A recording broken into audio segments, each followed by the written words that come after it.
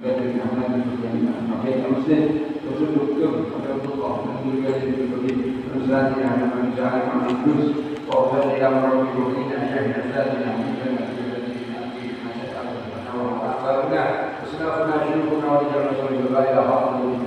Muhammad sallallahu alaihi wasallam. Fatihah.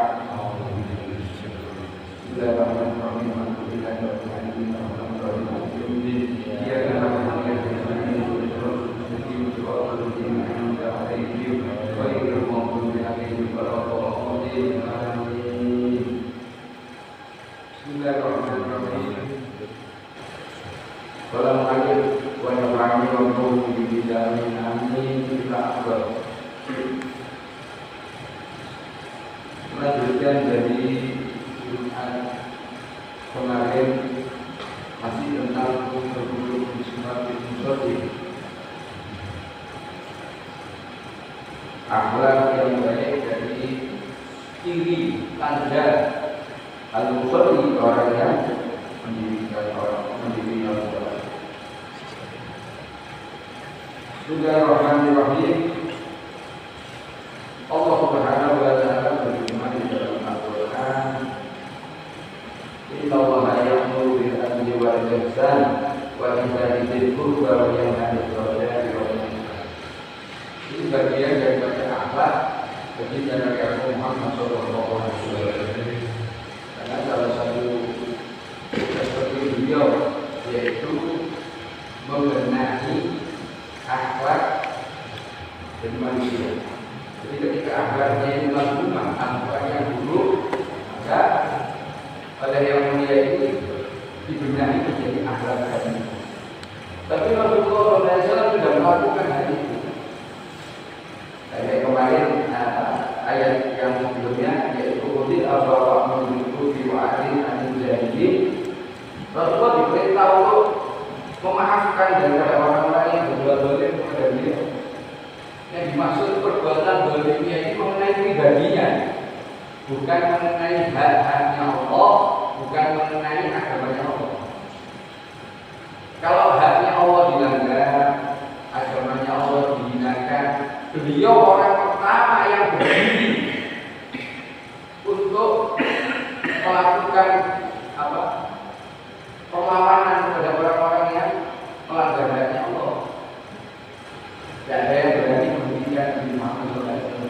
Akan tetapi ketika pribadinya yang direndahkan, pribadinya yang dihinakan, dilecehkan, beliau maafkan. Kalau sekarang kan terbalik. Kalau pribadinya dilecehkan, nggak laku apa. Ya. Tapi haknya Allah yang dilanggar, agama Allah yang dihinakan, terus yang jadi apa terjadi? Diakui atau tidak, setengah atau tidak, memang kenyataannya seperti itu. Menunjukkan apa? Diakui atau tidak, setengah atau tidak, lemahnya daripada keimanan kita ini. Keimanan kita. Makanya dikatakan iman paling rendah ketika melihat kemungkaran. Di dalam hatinya mengatakan itu perbuatan salah, itu perbuatan maksiat. Itu serendah-rendahnya iman. Kalau punya tangan, yang dimaksud tangan ini hadis yang mulia itu punya kekuasaan, gunakan untuk ma'ruf nahi munkar ini tadi. Nah ini coba Anda perhatikan di Indonesia siapa yang berani nahi munkar? Itu malah membusui. Jangan munkar. Malah yang mendukung kemungkaran orang memberi asasi manusia dan lain sebagainya. Kalau bahasa saya, Anda membutuhkan kemungkaran manusia membutuhkan kemungkaran kemaksiatan, silakan tafadhol. Karena nanti ada perhitungan di hadapan Allah. Jangan dikira ada perhitungan. Setiap aktivitas yang kita lakukan ada hitungannya di hadapan Allah, dan itu nanti dibuktikan dengan adanya diputarnya kembali kehidupan kita, disampaikan kepada kita. Ketika kita melakukan kemaksiatan di hadapan Allah ditunjukkan ini loh, kita tidak mungkin bisa kelak. Detail sekali. Kalau penelitian manusia terbatas, tapi Allah Rabbul Alamin tidak terbatas. Kita mau ngelak bagaimana? Rekamannya ada, CCTV-nya itu bukan dari arah mata angin, setiap sudut detail ini. Punya Allah Subhanahu wa Ta'ala. Setiap manusia dari manusia pertama sampai manusia terakhir ada rekaman jejak kehidupan. Mulai saja dilahirkan sampai sakaratul maut. Gak bisa ngelak. Nah, makanya kita harus, kalau saya pribadi mengatakan kita harus bijaksana ketika melakukan aktivitas di dalam kehidupan kita. Bijaksana yang dimaksud bagaimana? Kalau dulu ketika saya kecil, guru saya mengingatkan, kalau mau berbuat sesuatu dipikir dulu. Dipikirnya bagaimana? Nah, mindsetnya yang dibetulkan sekarang. Apakah perbuatan yang kita lakukan ini nilainya ibadah kepada Allah? Apakah perbuatan yang kita lakukan ini mendatangkan keridhaan Allah? Apakah perbuatan yang kita lakukan ini menghasilkan pahala?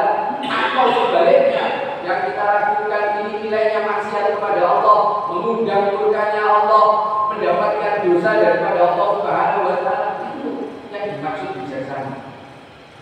Jangan sampai kita hanya mohon maaf nuruti dari keinginan kita, yang keinginan kita ini didompleki yang namanya nafsu. Allah sudah ingatkan inna nafsala ammarati bisu. Nafsu itu mengajar kepada amarah wasu, keburukan, kejelekan, kemungkaran, termasuk kemaksiatan. Tapi jangan khawatir. Allah di dalam lanjutan ayat ini tadi mengatakan ilah itu kecuali, akan tetapi ma rohimah rabbi. Ma ini maknanya apa-apa, nopo mawon bahasa Indonesia. Apa-apa dari kita yang dirahmati oleh Allah, maka itu berbeda. Contoh yang kita lakukan saat ini, insya Allah ya, prasangka baik saya kepada Allah, nafsu kita dirahmati. Duduknya di sini, mulai anda dari sholat berjamaah, baca riwayat dan disempurnakan dengan taklim. Nanti mungkin silaturahim ramah tamah kalau ada. Silaturahim mereka ramah tamah ya salaman kalau silaturahim. Ya, itu nafsunya kita dirahmati oleh Allah. Dirahmati. Kalau kita tidak punya nafsu, ada sebagian manusia yang mengatakan nafsunya dibunuh. Bahaya dibunuh. Dan gue gak nafsu, gak punya nafsu, ngomprak. Tahu lapar deh.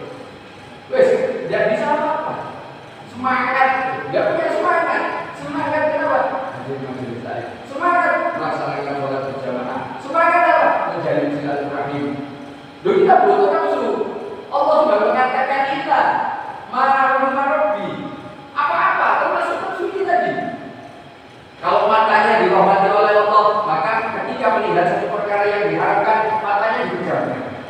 Kalau nggak dirahmati, bisa jadi guyonan. Astagfirullahaladzim. Perlu Anda ketahui istighfar yang dilakukan dengan tujuan guyon ini tadi. Istighfar harusnya mendapatkan pahala. Malah istighfar yang dengan niat tujuan guyon itu tadi bercanda, dosanya lebih besar dari kemaksiatan yang dilakukan. Melihat satu yang diharamkan, perkara yang haram bagi kita orang Islam, kemudian kita guyon, astagfirullahaladzim, ditutup tapi diregangkan. Istighfar yang kita lakukan dengan kemaksiatan mata kita melihat yang diharamkan, istighfar dosanya lebih besar. Kenapa? Karena bercanda, karena guyon, tidak main-main. Makanya hati-hati sih kan. Jangan bercanda-bercanda, nyerempet-nyerempet dengan perkara dulu. Ojo gini, kata dia, gini aja. Loh, ini dosanya kalau dia bercanda lebih besar. Ini tantangan ini syariat ini. Rasulullah mengajarkan seperti ini, tidak seperti ini. Kenapa kamu buat mainan? Apakah tidak ada bahan bercandaan lain? Maaf ini. Kita kan tidak ikut jawaban begini. Nah, ini. Tahu benar ini? Hati-hati. Kita hidup di dunia, ya mungkin sering saya sampaikan, satu saya tahu 150 tahun mungkin kita hidup di dunia. Tapi sangat jarang orang yang mencapai 150 tahun. Akan tetapi setelah masuk alam kubur, ini saya ulang-ulang di setiap majelis. Kenapa? Agar kita ingat itu. Kita ini pasti akan mati di sini. Bukan kita hidup di dunia terus.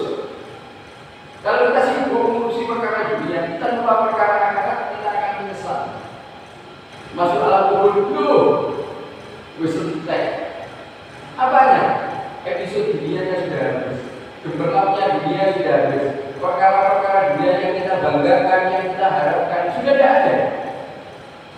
Rumah yang kita bangun indah, mobil yang kita rawat dengan baik, kekayaan, uang suka berharga, aset-aset kita yang kita harapkan diwarisi ahli waris. Kita masuk bawa apa? Ada bawa mobil orang nanti orang Islam. Ini mobilmu bawa, oh pakai maling, mobil. Ya. Kita tidak bawa apa? Yang kita bawa apa? Amal. Amal apa? Termasuk bagian dari bekal kita di alam akhirat. Ya kita seperti ini. Bahkan diriwayatkan ada Umar bin Muhammad bin Salim bin Hafid mengatakan besok di surga ada majelis. Nah, majelis yang ada di surga, titik asal muasalnya yang kita lakukan majelis yang seperti ini. Nanti kita nyari teman kita, loh, Pak Lakon dia nggak ketok. Kita mau majelis ini. Majelis macam ini nanti kita jumpai di surga Allah Subhanahu wa taala. Semuanya dijaga oleh Allah dan keluarga kita dimasukkan ke dalam Allah Subhanahu wa taala bersama dengan Nabi Muhammad sallallahu alaihi wasallam. Beliau ini bisa masuk dus era ini. Kita bayangkan yang era itu. Dan kita harus ingat juga sebagai pengingat kita ketika kita lost control di dunia. Kita terlalu fokus urusan dunia. Bukan kita tidak butuh dunia. Karena kita hidup di dunia, jadi kita perlu yang namanya dunia. Uangkah, rumahkah, kendaraankah, makanan semuanya. Itu sifatnya dunia. Akan tetapi ketika kita tahu caranya, maka bisa bernilai ibadah. Ketika kita tahu ilmunya, maka bernilai ibadah. Contoh yang di hadapan kita. Kenapa kok dikasih kopi? Kok nggak teh? Kenapa kopi? Iya, air putih kalau air putih ada juga. Kenapa kok dikasih kopi? Jangan ngantuk. Apakah itu nilainya ibadah? Kalau minum kopinya di majelis semacam ini, di perkumpulan semacam ini, majelis ilmu, majelis zikir, majelis maulid, majelis sholawat, dengan tujuan minum kopi ini tadi, minum yang tidak melanggar aturan, dalam artian tata syariat Islam, mau minum baca doa dulu, pakai tangan kanan, diusahakan minum dalam 3 detik, maka minum yang kita lakukan itu tadi dengan niat yang benar, salah satunya yang dikatakan Pak Rasul tadi adalah untuk bisa minum di majelis, maka minumnya itu ada nilainya. Apa nilainya? Ahmad bin Ali Alwi Al-Budairi pernah berjumpa dengan Nabi Muhammad SAW secara sadar, ya, secara sadar, dan minta satu hadis yang langsung diberikan oleh Muhammad kepada dia. Salah satunya diberikan oleh Muhammad SAW ada 3 perkara, tapi saya sampaikan satu, yaitu barang siapa ada aroma kopi di dalam mulutnya, saya ulangi lagi, barang siapa ada aroma kopi di dalam mulutnya, malaikat memintakan ampun kepada Allah Subhanahu wa taala. Enak apa enak? Enak apa enak? Kita gak berdoa, kita dari rumah ada yang bawa air panas. Kecuali bagi sekarang belum letak. Sekali kami wonten cerita piyambak dan menjelaskan. Wonten saking panjenengan beto kopi kali gula iki bodo awak tok kali abang. Terus kita dikasih kopi. Minumnya dengan ada aroma kopi. Selama ada aroma kopi di dalam mulutnya, maka malaikat kita luar biasa. Kalau hal semacam ini terus Anda ketahui, Anda terapkan, maka akan dinilai satu yang istimewa tanpa bergerak dalam arti yang perkosong. Mungkin kalau dikit, kalau kopi cuma bunyi seruput, gitu. Aroma kopi di dalam mulutnya, malaikat memintakan ampun. Jangan disangkal ini dalam artian apa yang mungkin. Apa yang mungkin? Ketika logika kita tidak dirahmati oleh Allah Subhanahu wa Ta'ala, akal pikiran kita tidak dirahmati, yang kira-kira seolah-olah disamakan kedudukannya Allah ini dengan dirinya. Ketika dia disakiti tidak mudah memberikan maaf. Akan tetapi Allah Subhanahu wa Ta'ala yang punya sifat Ghafurur Rahim, punya sifat Maghfirah, diikuti dengan Ar-Rahim, pengasih, penyayang. Ketika manusia mensifatkan dirinya seperti Allah, jauh. Kita disakiti, bisa memaafkan, tapi berusaha ini. Mana rohnya? Ya ada. Tapi kalau Allah Maghfirah, diampuni, Rahim, disayang, dirangkul oleh Allah. Makanya orang taubatan nasuha, tiang taubat kanthi taubatan nasuha, itu baginya luar biasa, untungnya banyak. Saya kasih pengertian seperti ini. Ada seorang manusia memiliki dosa 1000 kepada Allah. Kemudian dia melakukan taubatan nasuha. Bagaimana taubatan nasuha? Yang pertama, dia berhenti dari kemaksiatan yang dilakukan. Pertama. Yang kedua, dia berjanji kepada dirinya, kepada Allah, kepada dirinya Nabi Muhammad SAW, tidak akan melakukan kemaksiatan lagi. Yang ketiga, diiringi sering membaca istighfar. Taubatan nasuha ini 3 langkah saja. 1 kerentak hati bisa jadi langsung taubatan nasuha. Makanya kita jangan sampai memiliki prasangka buruk kepada manusia yang lain ketika kita melihat ada orang tersebut tidak pas. Jangan gampang menghukumi, jangan gampang menjustis, menghakimi orang tersebut elek, dosa, mengerobohkan. Jangan sampai. Kenapa? Karena taubatan nasuha itu dalam sekejap bisa dilakukan. Karena kita umatnya Nabi Muhammad beda dengan umatnya Nabi Musa. Umatnya Nabi Musa, itu saya baru enak. Sebelum saya ke tangan saya tetap jadi ahli. Umatnya Nabi Musa ketika menyembah, ketika Nabi Musa munajat ke Bukit Sinai, umatnya diserahkan kepada Nabi Harun. Ada sebagian dari umat Nabi Musa ini yang menyembah sapi patung yang bisa berbunyi ketika tertiup angin. Samiri, ada yang mengatakan Samiri itu nama orang, ada yang mengatakan Samiri itu teknik daripada patung ini tadi bisa berbunyi. Dan ketika orang-orang sebagian yang menyembah ini, tobatnya diterima oleh Allah dengan cara dibunuh. Kamu mau tobat, ya diterima tobat, tempat ini. Kita umatnya baginda Nabi Muhammad SAW, tobatnya dengan taubatan nasuha seperti yang saya sampaikan. Kembali kepada yang tadi, ketika manusia punya dosa secara oleh contohnya 1000, dia melakukan taubatan nasuha. Dosa yang 1000 dihapus oleh Allah, diampuni oleh Allah. Tapi angka 1000 dipertahankan, diganti dengan 1000 amal kebajikan. Nah, saya katakan orang taubatan nasuha untung kesalahannya dimaafkan. Tapi kalau bahasanya di dunia diberi amnesti ya. Diampuni 1000 ini tadi, tapi angka 1000 ini tetap dipertahankan diganti 1000 amal kebajikan. Tanpa melakukan amal kebajikan dapat 1000 amal kebajikan. Bagaimana Anda akan mensifati ini tadi? Ar-Rahim dari sifatnya Allah untuk Anda. Mungkin kita bisa maafkan orang, tapi kita sulit.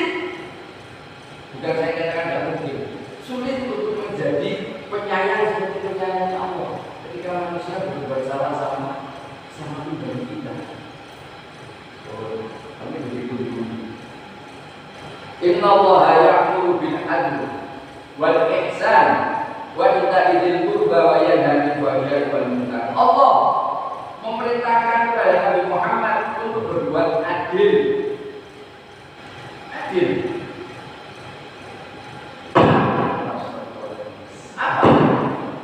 Apa maknanya adil ini? Apakah sama rata? Ya. Kalau adil sama rata ya begini. Adil itu disesuaikan dengan keperluannya. Kalau saya analogikan, anak kita yang kelas TK dengan anak kita yang SMA, kalau memahami adil, SMA dikasih uang 10.000, TK-nya berarti 10.000. Apakah ini adil? Ya tidak adil. TK apa yang dibeli? Mainan 2.000. Tapi kalau anak kita yang SMA, keperluannya juga semakin banyak. Kebutuhan sesuai kebutuhan. Makanya seperti ketika pembagian zakat fitrah, ketika pembagian daging kurban, itu skala prioritas. Yang miskin jangan disamakan dengan yang fakir. Itu ada. Pikir fakir sama miskin derajatnya lebih rendah. Fakir kebutuhannya lebih banyak. Fakir kalau ada memeratakan dengan miskin ya ada keliru. Khawatirnya bisa menjadi perbuatan yang zalim karena tidak menempatkan pada tempatnya. Zalim itu dimaknai menempatkan satu perkara bukan pada tempatnya. Zalim itu hati-hati, hati-hati khususnya panitia ini panitia zakat, panitia kurban. Ya hati-hati betul. Seandainya ada merasa tidak mampu, ya harus pasrahkan pada yang mampu. Tapi kalau ada mampu silakan. Ya. Kemudian Allah juga mengatakan kepada yang mulia ini, wal ihsan, di situ berbuat baik. Rasulullah sudah melakukan semuanya. Wa ita'i qurba, nah ini berbuat baik kepada siapa? Kaum kerabat. Misalnya, mohon maaf, satu lingkup ini ya, misal saya kasih contoh. Nah ini mungkin ada paman, ada bibi, ada bule. Ini kaum kerabat. Contoh yang saya ingat ketika dulu terjadi gempa Jogja tahun 2006 kalau tidak salah itu. Waktu saya ke Jember ada gempa Jogja. Nah, kita yang jauh, misalnya kita di Madiun, di mana kota, mau ngirim ke sana, alangkah bijaksananya Anda lihat dulu kaum kerabat itu dengan. Kalau kaum kerabat kita masih, mohon maaf, kurangnya banyak, maka yang harusnya ke sana tarik ke sini. Anda kirim ke sana tapi budaya jadi kan kelaparan, budaya kita kelaparan, itu kita. Jadi lingkup kerabat ini yang didahulukan. Yang dimaksud kerabat ini yang lingkupnya dekat dengan kita, bukan kerabatnya jauh. Bisa jadi tetangga itu juga masuk kerabat kita. Ada tetangga kita yang bisa makan meskipun tidak ada hubungan darah. Kalau bude pakai itu kan ada hubungan darah. Tempel tembok kekurangan. Ya jangan jauh-jauh dulu. Sering saya ingatkan juga, mohon maaf kalau ini tidak sependapat. Kalau tidak sependapat, saya senang malah tidak apa-apa. Asal ketika kita tidak sependapat, jangan sampai kita putus silaturahim. Kalau ini kita diskusi, Fadl silakan diskusi akan kita tidak sependapat, oh berarti gue gak cocok di aku, terus silaturahmi kasih model-model seperti ini kasih. Pelangi itu indah, ada warna merah, kuning, hijau. Nek arang podo ini dijejer model apa yang tetap ireng, tidak begitu biru. Tapi nek pelangi itu, nah itu yang saya maksud seperti itu.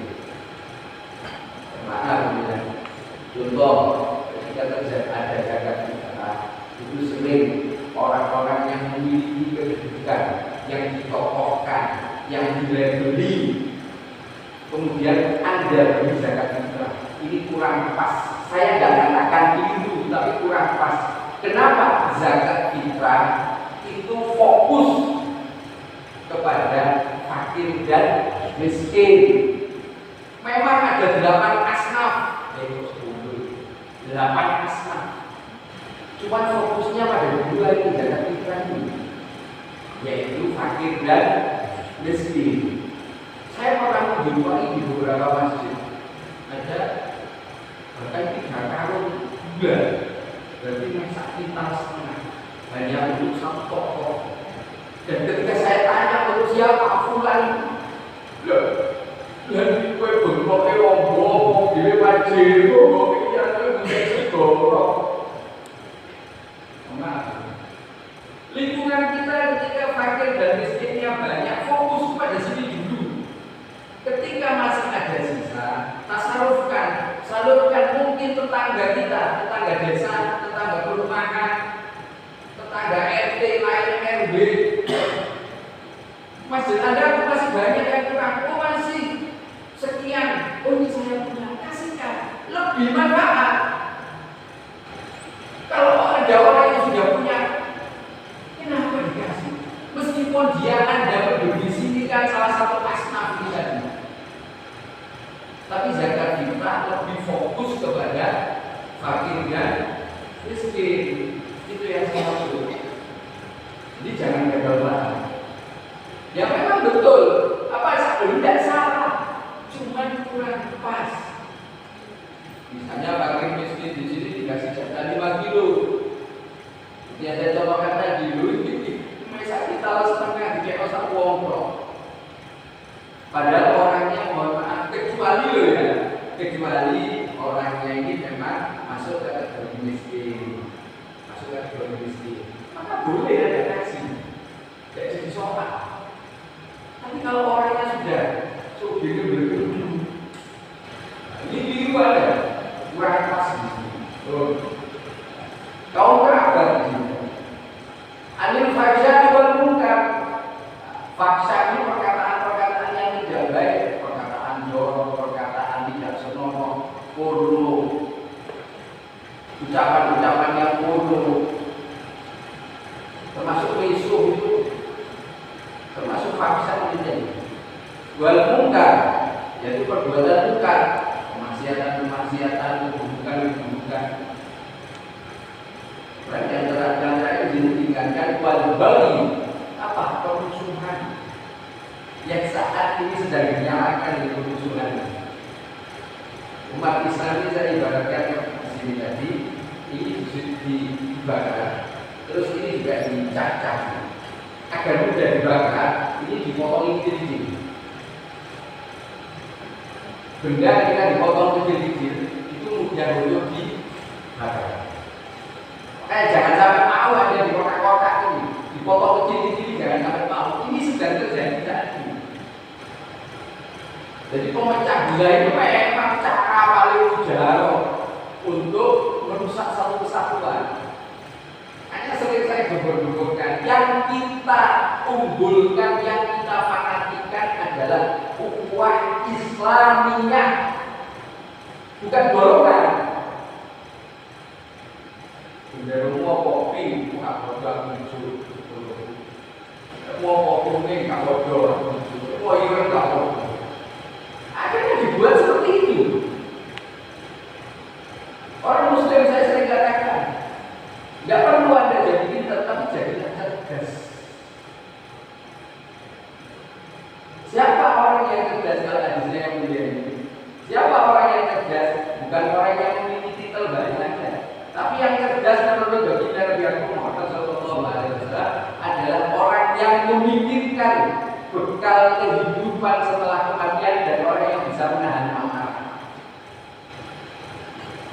Ini zaman sekarang patut kita terapkan hadis Nabi Muhammad SAW dan kita patut waspada dalam rangka ini tadi. Pernah saya bertanya kepada guru saya, waktu itu saya jengkelnya luar biasa karena saya mendengar statement dari kelompok-kelompok ini yang mengatakan ayah dari ibu Nabi Muhammad SAW itu tidak masuk surga. Kenapa? Karena mereka tidak Islam. Kalau secara analogi betul ya? Dikatakan Islam untuk mengucapkan 2 kalimat syahadat. Saya Abdullah, kabarnya Nabi Muhammad, ayahnya Nabi Muhammad. Ketika beliau berada di dalam kandungan dia, Rasulullah masih dalam kandungan. Kemudian usia antara 7-8 tahun, ibunya Sayyidatuna Aminah meninggal. Apakah Sayyid Abdullah, apakah Sayyidatuna Aminah mengucapkan 2 kalimat syahadat? Kalau menurut akal mereka, nggak ucapkan.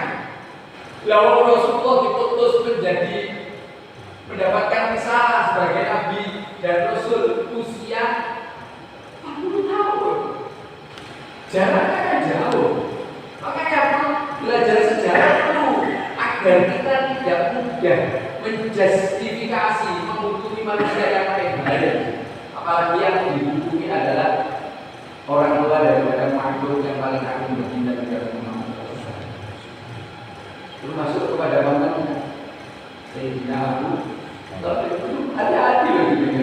Karena kemarin saya lebih baik manusia yang dengan PD-nya mengatakan akhirnya ayo duduk bareng, tak ceritain sejarah saya katakan. Kembali pada perkara ini tadi. Ketika saya tanya bagaimana ini, guru saya mengatakan, antum buang-buang waktu, antum buang-buang tenaga. Mereka yang berada di masa patro setelah Nabi Isa, karena bisa diangkat, putuskan terus dengan Nabi Muhammad SAW kan tahunan ini, banyak tahun ini. Orang-orang ini yang dikatakan hidup di masa ini tadi setelah Nabi Isa dan sebelum diutus Nabi Muhammad ini dinamakan masa patro, masa kekosongan. Nah, masa kekosongan ini bukan hak manusia untuk menghukumi, haknya Allah. Apakah dia dimasukkan golongan orang beriman atau orang kufur, itu haknya Allah, bukan hak kita. Kenapa kita ikuti ini? Urusan ini kita buat apa? Apa wewenang kamu, apa kuasa kamu, kata guru saya. Asal kamu lebih baik kamu ngurusi diri kamu sendiri. Bagaimana ibadahmu, bagaimana hubunganmu dengan Allah Subhanahu wa Ta'ala. Makanya hadisnya Rasulullah itu tepat sekali. Orang yang cerdas adalah orang yang memikirkan kehidupan setelah kematian. Apakah ketika kita di dalam kubur ditanya munkar nakir, bagaimana nasibnya ayahnya Nabi Muhammad, bagaimana nasibnya ini? Tidak, ditanyakan roh duka, siapa Tuhanmu? Mana biuka, siapa nabimu? Hubungannya dengan orang soleh ini, tidak main-main. Makanya umat Islam itu diributkan dengan perkara-perkara yang tidak perlu dipikirkan. Maaf, lebih baik kita ngurusi pribadi kita, bagaimana hubungan kita dengan Allah Subhanahu wa Ta'ala. Termasuk ketika kita ngurusi urusannya mereka, akhirnya mohon maaf, kita punya satu sifat. Ketika sifat ini kita miliki, ya ada yang keliru hubungannya. Apa? Suudon, berduluk, sangka, termasuk kita melakukan pemusuhan. Itu bolokku, soalnya tak bodoh ya. Kalau gak bodohnya beda keyakinan, itu aja Rasulullah masih menghormati. Rasulullah menghargai orang Yahudi yang ketika meninggal di kosong jenazahnya, Rasulullah berdiri. Kemudian sahabat ingatkan, ya Rasulullah, itu tadi orang Yahudi, kenapa engkau berdiri? Apa jawab dari orang Yahudi? Saya berdiri bukan karena keyahudiannya, akan tetapi saya berdiri karena dia manusia, makhluknya Allah Subhanahu wa Ta'ala.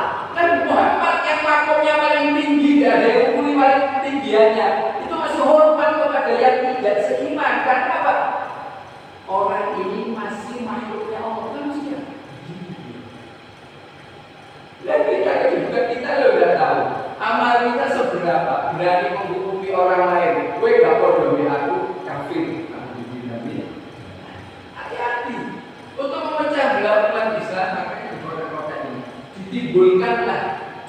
menghembuskan isu-isu yang mohon maaf tidak perlu kita pikirkan, yang perlu kita pahami, yang perlu kita cerna, dan kita khawatirkan kedudukan kita nanti. Ketika kita masuk yang hari ini, bagaimana kita besok ini? Kita kan tidak tahu.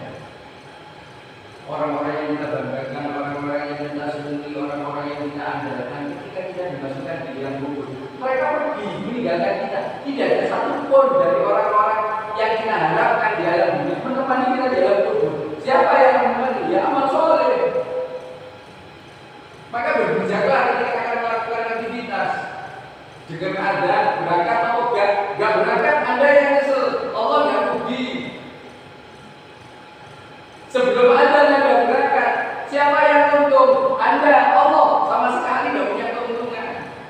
Anda datang sebelum Anda datang tahiyat akhir, ya ada bedanya.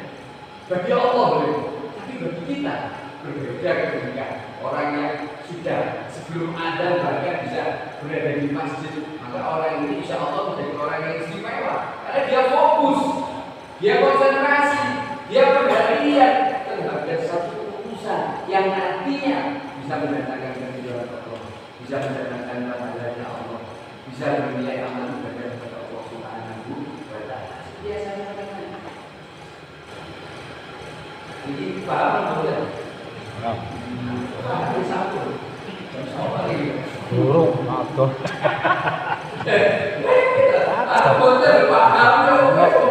menit ya. Bijaklah ketika Anda melakukan aktivitas, waspadalah daripada budaya musuh-musuh Allah, musuh-musuh baginda Nabi Muhammad SAW. Terakhir, kita saat ini hidup di akhir zaman, semakin aneh, semakin moncer. Saya bayangkan ini, semakin aneh, semakin moncer orang itu. Makanya jangan khawatir ketika Anda nanti menjumpai perkara-perkara yang aneh-aneh, yang tidak lazim daripada orang-orang terdahulu salah-salah kita. Yakini apa? Dunia semakin mepet untuk dihabiskan oleh Allah, maka akan nantinya terjadi kiamat subuh. Tapi insya Allah ketika saya tanya tentang kiamat subuh, guru saya mengatakan insya Allah kita orang Muslim tidak akan menjumpai kiamat subuh. Kiamat subuh itu salah satu tandanya gunungnya Wiber. Gunung Wiber. Sekarang kacau balau sampai di sifatnya ketika terjadi kiamat subuh, ibu yang menyusui bayi tidak peduli kepada bayinya. Padahal ibu ketika menyusui begitu perhatian, begitu sayang. Tapi ketika terjadi kiamat subuh, ibu yang menyusui bayinya tidak peduli dengan bayi. Tapi kita, insya Allah orang Muslim tidak menjumpai kiamat kubur. Tapi Habib Hadi mengingatkan kepada saya dan kita sampaikan kepada saya, yang perlu kita waspadai, yang perlu kita persiapkan adalah kiamat subuh. Kiamat kecil apa? Kematian. Tadi kita ingatkan, yang cerdas menurut Rasul Muhammad SAW adalah orang yang memikirkan bekal kehidupan setelah kematian. Makanya jangan dikira masuk alam barzah itu selesai perkara Anda hidup, nyawa Anda dibalik meneh, delok lho, lah kepeten terus muncul nakir, kaget dengan tapi diikut telat. Sampun telat. Jadi baliknya muncul itu terus akhir sampai diriwayatkan ada yang minta, ya Allah hidupkan saya sepersekian menit untuk satu riwayat sholat berkah. Diriwayat lain kan harta yang dimiliki itu nek diuripke meneh iku boten dibalas. Sing dengan asal warisan akhirnya suku menawinya suku dengan ditakdir kalau Allah hidupkan lagi, maka hartanya diminta lagi disedekahkan, diberikan kepada yang lain. Untuk apa? Bekal kehidupan setelah kematian. Malaikat bukan lagi boten nanyain mayit begitu. Makro bukan kepada mayit, tetapi kepada manusia. Rasulullah mengingatkan bekal kehidupan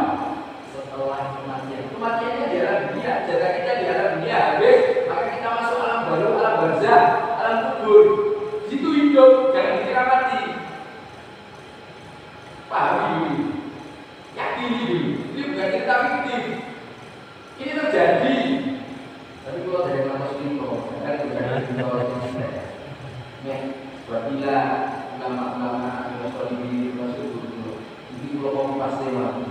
Tidak jangan berangkat dia, oh, cepat pokok-pokok dia. Tidak mungkin kalau saya kerja itu memikirkan dia bekal kehidupan setelah kematian dan orang yang bisa menahan sama pun kalau yang dari jauh dari Allah dimakan. Jadi sampai tadi jadi insya Allah ini Jumat Malik, Jumat Kesepawan Malik sudah dimakan jauh-jauh Allah Taala. Monggo, saya kopinya diujuk Pak Tamir yang belum menggunakan. Monggo, monggo selamat berkunjung.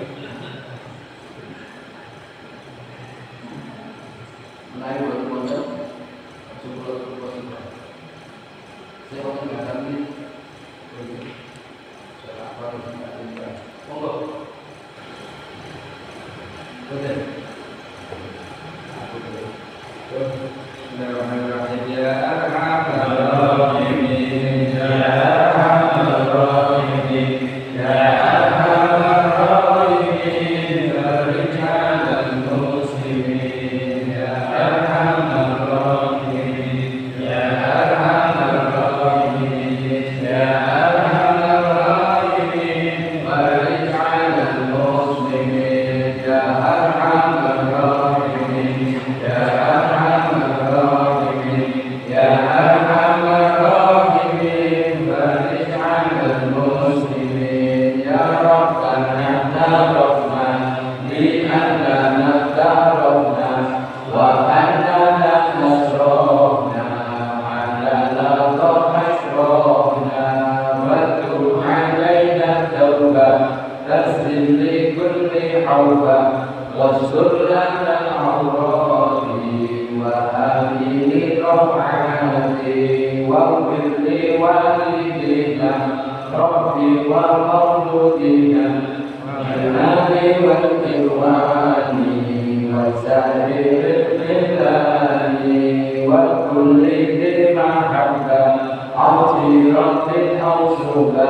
والمسلمين علما آمين يا ربي اسمع فتى وجودا منا لا بابتسام منا بالمصطفى رسوله نعطى بكل سرور صلى وسلم ربي عليه حتى حمدي وآله وصحبه عدل قوس سروري والحمد لله بالبدء والثناء سبحانك اللهم أشهد أن لا إله إلا أنت أستغفرك وأتوب إليك سبحانك اللهم وبحمدك أشهد أن لا إله إلا أنت أستغفرك وأتوب إليك سبحانك اللهم وبحمدك أشهد أن لا إله إلا أنت أستغفرك وأتوب إليك الحمد لله رب العالمين. Hadirin rahimakumullah, saya mengucapkan inilah